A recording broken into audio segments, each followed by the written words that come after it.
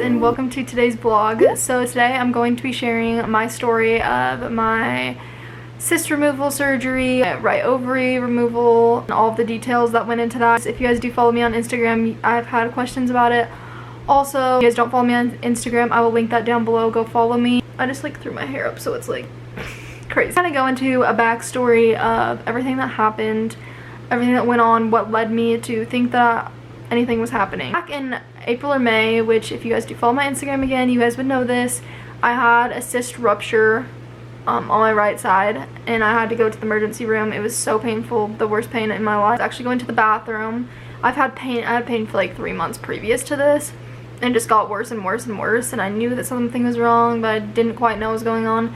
So I went to the bathroom and Cody was on the couch. We were watching a movie, so I went and sat down and all of a sudden I literally started screaming because it was so painful. It was so painful. I literally thought my appendix ruptured or something like that happened. We went to the emergency room and it was 4-hour wait. They got me hooked up on morphine and did ultrasounds just to make sure everything was fine, and so my body just kind of took care of all the fluid and blood that was in there from the cyst rupturing.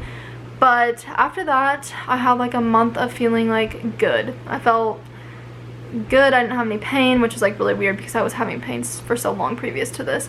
The next month I started having pain again, and so they've been tracking ever since I had the cyst rupture. Since there was more cysts there, they were doing ultrasounds every month, make sure that everything was okay in there, and that no cysts were growing or anything. They did an ultrasound and it was I had a 6mm cyst on this side, a 3mm one on this side I think, and then I had one on this side, and the left ovary one went away. It was fine. The ones on the right kind of stayed the same. They didn't go away, but they stayed the same for months. So they were okay, we'll see if it just goes away. It's staying the same. It's obviously not probably anything really bad. Then I went in a couple months after that because I was having pain again. Always, the pain was worse around my period or ovulation time. We have been trying for a baby for a long time. You guys probably don't know that, but it's been a year, over a year. So I was obviously tracking everything. I was very in tune with my body. I was going to the doctors normally just to make sure everything was fine and that everything was good on my side, whatever. I ended up going for an ultrasound and it had doubled basically. It was at 6mm for a long time and then it doubled to 8 centimeters. So just to put that in reference, it was about, when they took it out, it was 4 inches. So it was 9 centimeters. So it was literally the size of a tennis ball. They thought that there was 2 in there, but there wasn't. It was just one big one. Called me after the ultrasound, told me that it doubled, said that if you have any pain, go to the emergency room. They'll do emergency surgery because you're gonna have to have surgery to get this removed anyway. I said okay. I had more pain. It was Friday night, so it was a few days after it was a day after she called or something like that.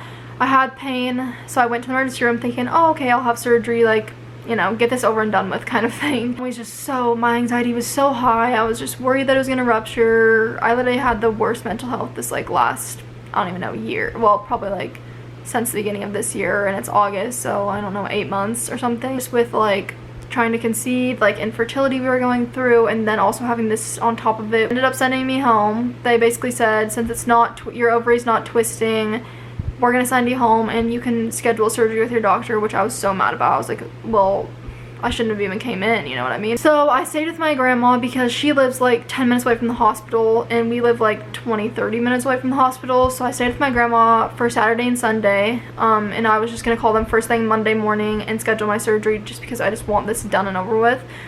And it was causing me so much pain where I was literally on the couch and my grandma was not getting up or anything. It was just so painful. So I called them on Monday and I was hey, we need to schedule surgery ASAP because this is not working. I'm not living like this anymore. And so she's okay, well we can probably get you in on Wednesday, but let me talk to your doctor and see what he wants to do. And I was okay. So he said no, she's having surgery tomorrow, this is an emergency situation, go get a COVID test and then also come back to the OB and we're going to talk about the surgery costs, what to do for prepping for surgery, whatever. And so we went in there, got my COVID test, which literally sucked. They put it all the way up here on both sides and moved it around 3 times. Horrible.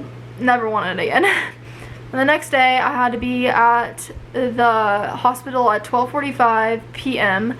to get checked in, get everything ready for surgery. My surgery was supposed to start at 2:45, it actually started at 2:10. I thought my surgery was going to be like an hour most, ended up being an hour and 20 minutes. We went to the hospital, checked in, got everything, you know, got the IV, got wiped down, got the hospital gown on, got hooked up to everything that I need to be hooked up to. The doctor came in and he talked to me like literally right before the surgery, maybe 10 minutes before the surgery.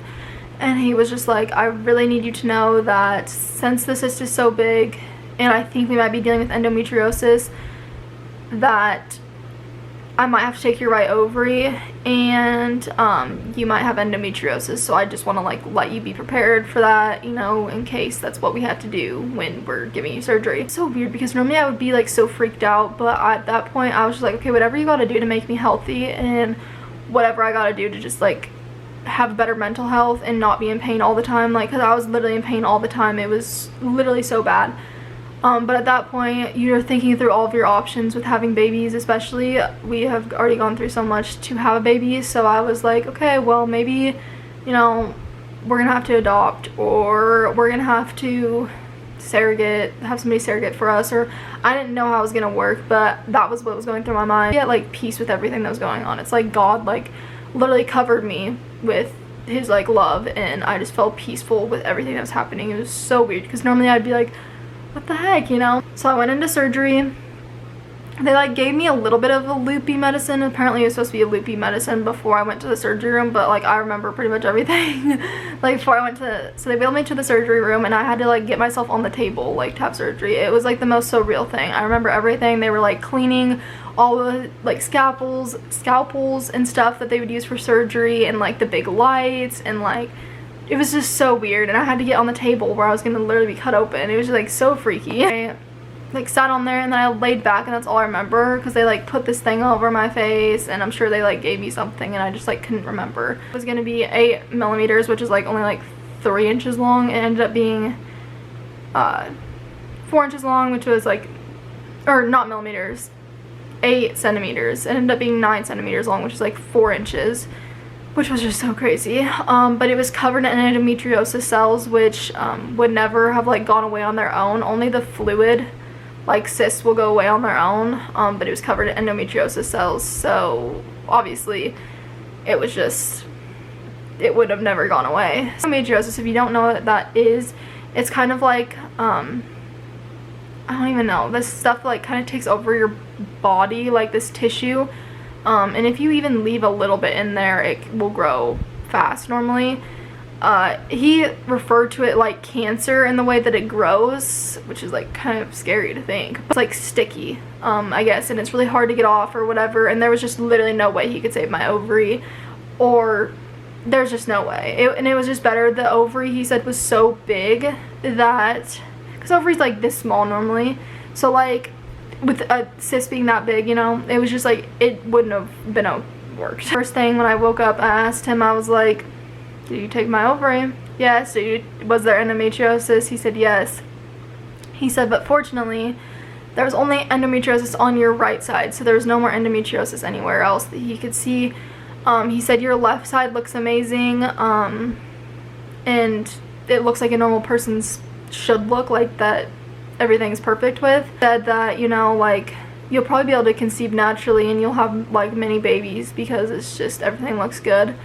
He said unfortunately though the endometriosis will come back, like it's not a if. He said it'll be like 5 to 7 years before that happens, and then they might have to go back in and just like clean up and get some of the endometriosis off if they can. The only way that it'll like stop growing or like is if I got like a hysterectomy, and birth control also slows the growth of it, so whenever I'm not having kids I need to be on birth control. Yeah, so that's like kind of unfortunate, but you know, 5 to 7 years is a long time, so I'm just being, you know, thankful for that. Also just so thankful that I'm healthy now and that, you know, everything is working good and normal. I actually have also suffered with acne my whole life down here, and ever since I had surgery it's really going away. I just started my period for the first time since surgery. It's been 3 weeks since surgery, so I am getting a little bit of breakout, but it was starting to go away, which was super awesome. I got cut in 3 different places. So I got cut on this side, like a 1-inch cut, a 1-inch cut, and then my belly button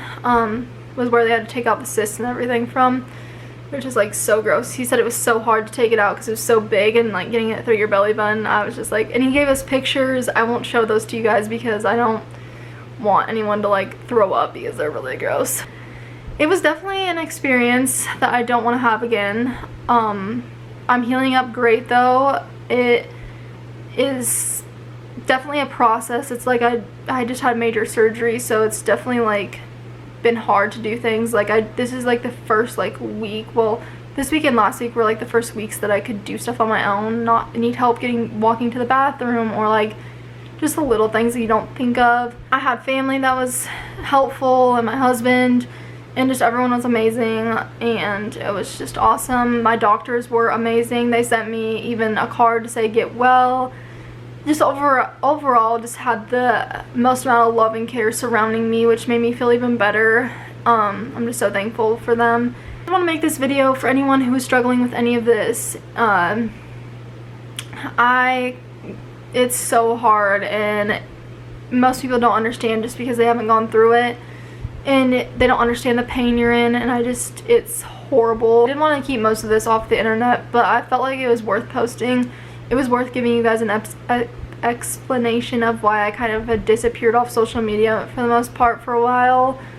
My mental health just like was not good. I was always in pain, like I said. I was always thinking about what is going wrong. On top of that, dealing with infertility in its own self is so hard. It's mentally exhausting and draining, which luckily we won't have to deal with that anymore. But I am I'm just very fortunate that kind of took care of the problem, hopefully. And I just feel bad for anyone who doesn't have, is going through infertility and doesn't have a way to help solve the problem, really. And if you guys have any more questions, if I left out anything that you guys have any questions for, my Instagram is linked down below. You guys can message me, or you guys can leave a comment, and I can make a whole nother video answering any questions you guys have. Thank you guys so much for watching today's video. Also, I will try to be more active on YouTube.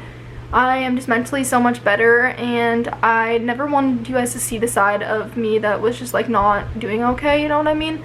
And I didn't even want to film. I was just not there. So I hope you guys understand. But thank you guys so much for watching, and I'll see you guys in the next vlog. Bye guys.